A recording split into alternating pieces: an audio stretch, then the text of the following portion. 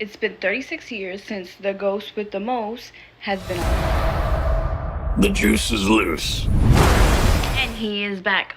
Finally, Beetlejuice is now playing in theaters. And let me tell you, it was made with so much love. So it starts off with Lydia Dietz. She has taken a surprising career path. She is a medium with a TV show called Ghost House, where she uses her abilities to help people that have hauntings. The preview. Be warned, it's intense. They show a clip in one of these hauntings, and it seems to poke fun of shows like Ghost Hunters and such. Now, on to the story. Charles Dietz is not in the movie. Unfortunately, he has passed. This might be due to the actor being convicted in 2003 as a offender. Tim Burton does get creative though. He is known for his stop motion, and it shows how he passed on in this little stop motion clip. It is revealed that Lydia Dietz has a daughter named Astrid, who is played by Jenna Ortega. So Lydia and Astrid don't have a really close relationship, as Astrid's father has also unfortunately passed on, but for some reason Lydia can't see him. So this leads Astrid to believe that all this that her mother does, all of her talk show, the ghost house, her talking to spirits, all that is a scam. She doesn't believe in it. She doesn't believe in ghosts. She's different from her mother. Ghosts aren't real. They hold the funeral in Winter River at the original ghost house, which is the house in the first movie. Adam and Barbara are not in the movie. Lydia tells them that they found a loophole and moved on. Now, Tim Burton has said he didn't want them in the movie to not tick any boxes, which could be in reference to Alec Baldwin's recent court case. In the first movie, Adam has this motto of the town. And in this movie, we see the motto again. However, we see some additions. We see Adam and Barbara's car flipped over by the bridge. We see little figures of them as well, which is cool to see, like, who added them in there. You know, was it Beetlejuice? Because he was living there at some point. Maybe he added it. After the funeral, Astrid goes into the famous attic where that model is at. And she finds a flyer on the floor for the bio-exorcist Beetlejuice. Lydia comes up and sees the flyer, and it immediately tells her, you're not allowed in here, and you're not allowed to say that name, especially 3 times. Don't ever say that name. Beetlejuice. No, Astrid! I am serious! If you say his name 3 times, he will appear. Beetlejuice. Obviously, Astrid is like, this is nuts. She doesn't believe in ghosts anyways, so she just brushes it off and she leaves. They have an argument, she leaves. Lydia freaks out because she feels like she sees Beetlejuice everywhere. She has full-blown panic attacks when she sees him. And it's only for a few seconds. It's not like this big haunting. It's like kids are passing by and she sees him, and then 2 seconds later he's gone. But so she has a complete freak out, like, you're not allowed to say his name. After Astrid leaves on her bike, she accidentally crashes into someone's fence. There she meets this boy, and, you know, they get talking. There's a little romance side plot there. Actually, let me retract. It's not little. Actually, it's major to the story. So they set up a little date night at his house, which is actually Halloween, and they kind of get to kissing. While they're kissing, they're floating in the air, and Astrid notices. She freaks out and starts asking him, "What are you?" And comes to find out he's actually a ghost. So she also can see ghosts. He tells her, "I can help you see your dad again." And he tells her, "You have to say this incantation so that you could actually travel with me, because if not, you can't, you're not a ghost." Then Lydia Dietz actually finds out through Jane, little Jane in the first movie. She was the daughter of the realtor in the first movie. She finds out through her that Astrid's boyfriend is actually a murderer, and he offed both his parents. Lydia's freaking out, and she's like, the only solution is to get Beetlejuice. She gets Beetlejuice. She signs a contract with him that she would marry him if he helps her get her daughter back. How do I know that you're gonna keep your word? I swear on my dead mother's soul. Yes. And the incantation that Astrid actually had said wasn't to get to the other side to see her father. It was to trade places with him. She would stay dead, and he will now take her place in the real world. And in the beginning of the film, you see that some boxes in the Lost and Found open, and there are a bunch of body parts that start assembling into this woman. Come to find out, it is Beetlejuice's ex-wife.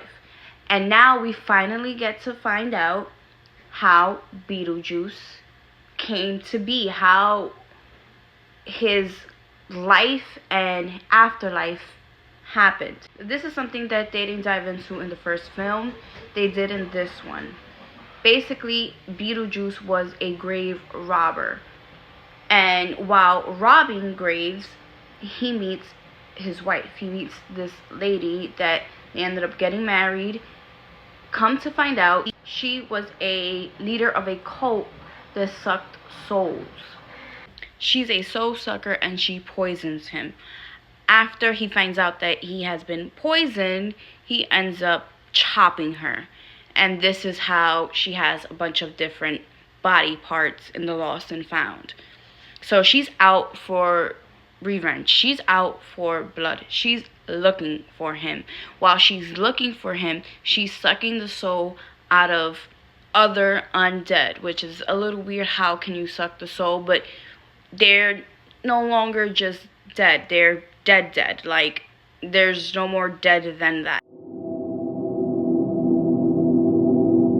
So while Beetlejuice is trying to help Lydia get Astrid, he also has to be on the lookout for his wife that's looking for him. To complete the swap between Astrid and her boyfriend, Jeremy, she has to get on the soul train, which becomes, soul train type of music, big dance number, musical. Lydia finds her, and on their way to escape, they go into the famous desert with the sandworm. Now, the sandworm doesn't actually look any different than it did in the first film as far as, like CGI and whatever. It didn't really look different. There wasn't much of a difference. Neither did the desert. Maybe just a little better, but it really stood true to the first film. There wasn't much of a difference there.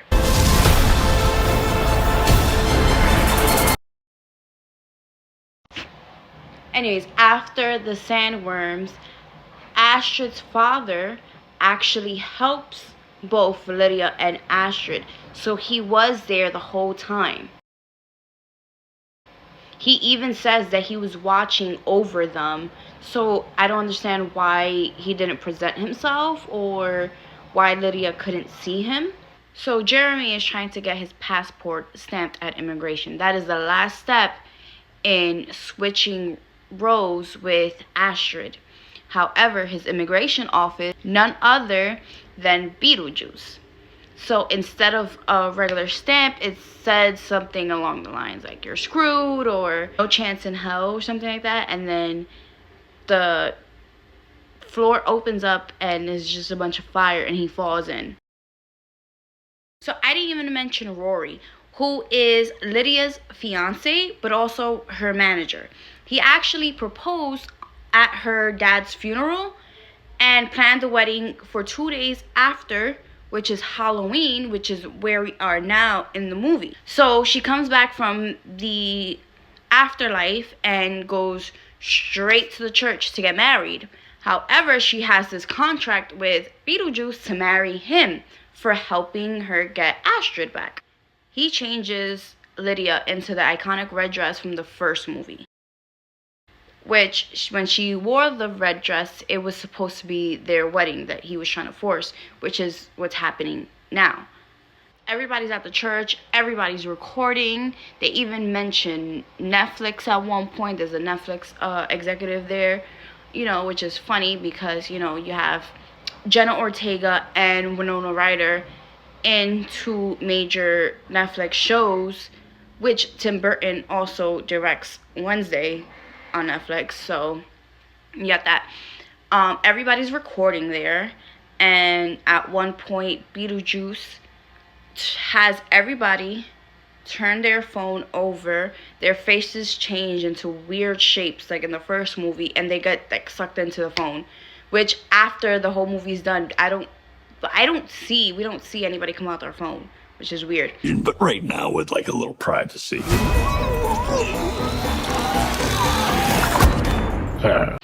Anyway, so while Beetlejuice is trying to marry Lydia, his ex-wife comes through the door.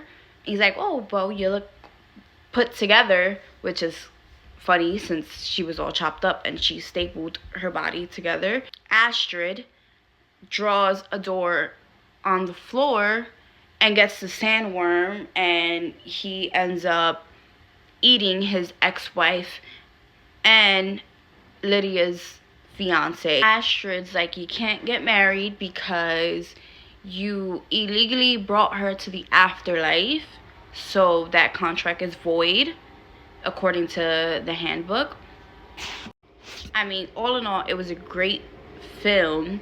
We have, special appearances like William Dafoe. He's like the detective there, but in, when he was alive, he was an actor playing a detective, which is kind of cool. But, they had these side plots that really weren't going anywhere. Like that just it didn't do much for the film.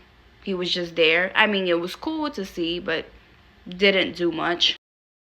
There were some Easter eggs, like when Astrid was talking with her ghost boyfriend. She mentioned that one Halloween she was dressed as Scream, which that's one of her major films. I didn't even mention Dahlia Dietz. She was actually a big artist. She had her own art studio. She had donated to Astrid's school, an art center. She was big. She used her husband's death, for more attraction, more publicity. And she tried to film this, I guess, memorial or type of video dedicated to her husband and her art. And she was using snakes that were supposed to be defanged and venomed, like the venom was taken out, but they weren't, and she ended up dying and going to the afterlife and seeing her husband Charles. However, in the afterlife, you don't see him.